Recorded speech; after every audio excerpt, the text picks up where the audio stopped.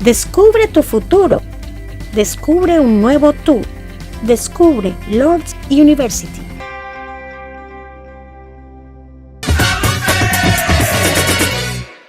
Bueno, seguimos amigos aquí en Voces Latinas hablando con el alcalde Wade Kapsakevich.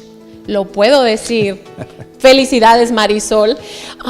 Mayor, there's a lot of topics that we want to cover, but we're going to go ahead. We're going to invite you back on our show because we want to continue our conversations. But now we're going to direct our attention to the school shootings. We are doing a Latino youth violence prevention series in light of all the school shootings. Mayor, what is the city of Toledo doing to get involved? It has to be a holistic approach. This is what we're hearing. It's not enough to expel a student. Yeah, the city of Toledo is doing everything it can to interact with the youth leaders who are leading the conversation in the wake of this most recent shooting in Florida. And I know your point is a little bit larger than that, but I just have to, if I can, talk about this movement and the recent march, the March for Our Lives. I don't think I've ever been more inspired by anything in my adult life than I was when I saw those students lead the march. And here is why I think this time it might be different. It is because the children are leading the way. It's just as it says in Scripture, a child shall lead you.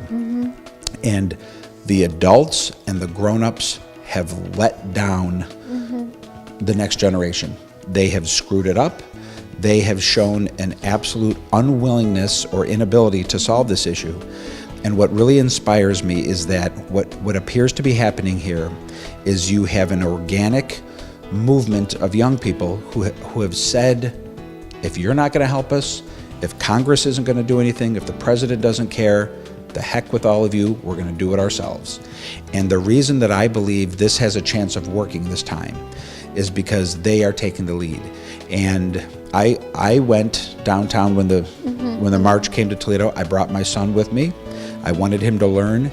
And the whole time I said to myself, I sure hope that the organizers of this march are smart enough not to have any adults speak. And sure enough, they did. And it was one student after another, one teenager, one young person after another. That is real political activism. And the reason I do think we will see some change this time is because they have ripped the control of this issue out of the hands of a bunch of politicians who have proven that they don't care. And sure enough, you are already seeing some states and some governmental entities who have long resisted common sense reform start to embrace the kind of reform that most Americans believe is needed. And that just gives me such a feeling of hope as we struggle with this issue going forward. Nos está compartiendo que él tiene mucha esperanza por este movimiento, estas marchas que están haciendo la juventud, no los políticos adultos, sino es la juventud la que está guiando estas marchas. Muy interesante. Mayor, I do have to ask you this. I have a teenager daughter. She is a high school student. All this talk about gun control, this is raging on our country in light of all these things. Gun control. What can we do in our schools to keep children safe as we have these conversations? It's a very real, very present subject. We've had over 300 years of arming ourselves. So our country, it is estimated that, millions of guns are on the streets. What do we do now to keep our children safe? I think this is a complex issue, and whenever you have a complex issue, you're never going to find a simple solution. Correct. And so I think there are a lot of parts to this. It's not the only part, but one part of it is to try to embrace some common sense gun measures. Okay. We do have a right in the Constitution to bear arms and to protect ourselves. I understand that. But certainly no one of good faith would believe that right extends to someone who is mentally ill. Okay. There are ways that we can prevent mentally ill people from getting their hands on weapons.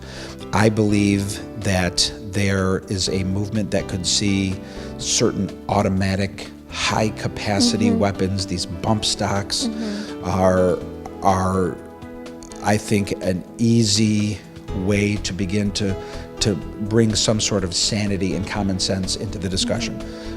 There will always be, and always should be, the ability for Americans to bear arms and protect themselves. Nobody is saying anything counter to that. But what we are saying is, if you are mentally ill, you should not be able to obtain an automatic weapon with these high-capacity magazines that can slaughter dozens, if not hundreds of people at a time. It is ridiculous. We are the only country in the world where this happens with any regularity. And often you see people on the other side of this debate saying, well, what are you going to do if you can't do anything to prevent it? If someone is motivated to do an evil deed, well, tough, that's just that's the price of living in a free society. Well, then how come this only happens in the United States of America? It only happens in any regularity. Sure, I do recall there was a mass shooting in Sweden 10 years ago, 10 years ago, and maybe something happened in Great Britain once. The United States, this happens all the time. We're the only country on the planet where this happens with any regularity. And if we are going to be a great country, and we are a great country. We are a great country. We have always been a great country. We were great long before 2016. Correct. But our greatness is contained in our ability to change, our ability to identify a problem and to fix it and to evolve and to change. And I do think there is change in the air, and we will get some common sense gun reform. But when I said earlier this is a complex issue with complex answers, it's also the case that we need to do better on mental health in this country.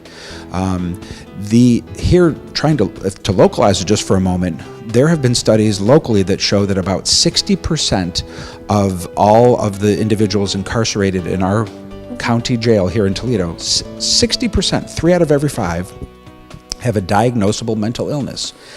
And yet they are not receiving treatment through our mental health services. So we have to do better on gun control legislation, but we have to do better on treating mental illness. And I think our students need to be aware of the dangers of things like bullying and sense of isolation that people feel, especially at that vulnerable time in life where you're going through changes and you're trying to fit in socially. Look, this is complex and it's a big problem. There is no one easy solution, but we should recognize this only happens in one country. And if the rest of the world has figured it out, then we need to do better and take some leadership too.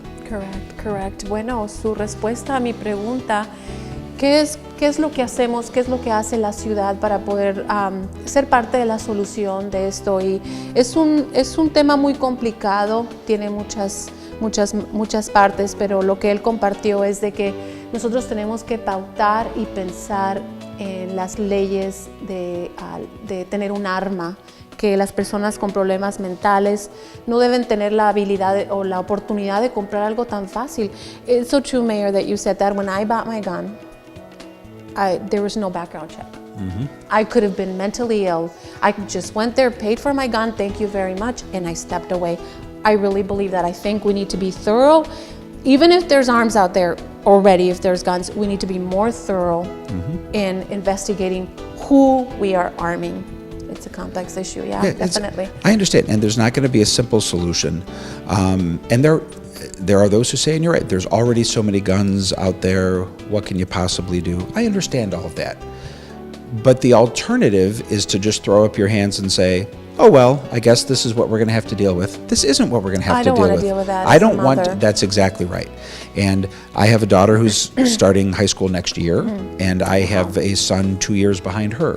So this bothers me not just as an American, but as a dad. This is something personal, and we just can never get to the point where we accept as the price of freedom the routine slaughter of children. That's what they are, I mean, slaughters.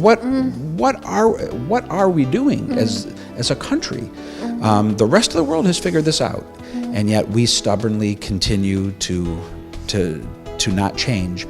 And I think change never would have happened if it weren't for these kids in Florida who started a movement. I remember one of my really dark moments as just as a parent, just as an American, just as someone who cares about these issues, was when the Sandy Hook shooting happened in Connecticut, December of 2012. I remember talking to my wife afterwards.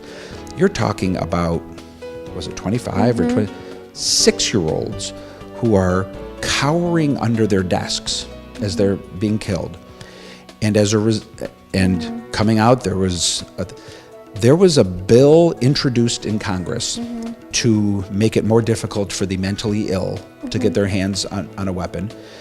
Gallup did a poll, 93% of the American public supported that bill, and Congress still didn't pass it. That's unacceptable. And I remember saying to my wife, I think this is it. I think we as a country have decided that we just don't care.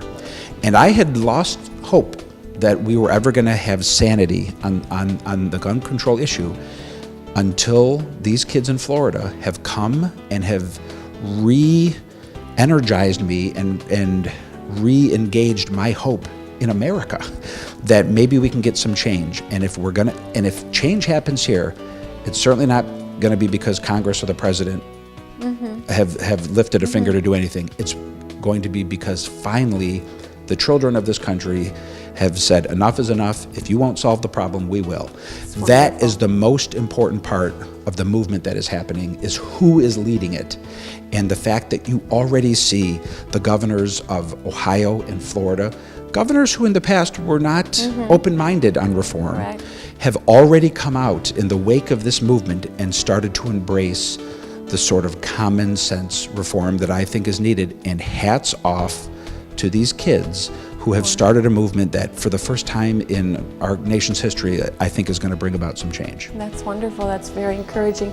Mayor, this is a broad conversation, but it's good to be in Toledo. It's good to live in the city. You have a chief of police who supports you 100%. They just received a $26,000 grant to contribute some summer programs for the children. Mayor, thank you so much. Thank you for all your thoughts. We're here supporting you, Mayor. We want to be part of the power of Toledo. Please keep us in mind. Well, you are a part of the power of Toledo. I will keep you in mind, and I will take you up on that offer of help, because we need everyone contributing to the success of Toledo, because we all have a stake in it. Thank you so much. I'm sure we'll have you back on our show. Okay. Bueno, amigos, ahí lo tienen, nuestra conversación con el alcalde de Toledo, Mayor Kapsakevich. Gracias por estar con nosotros. Por favor, disfruten estos videos riquísimos que tenemos. Seguimos con esta conversación, así es que por favor no se lo pierdan. Marisol Ibarra con Voces Latinas.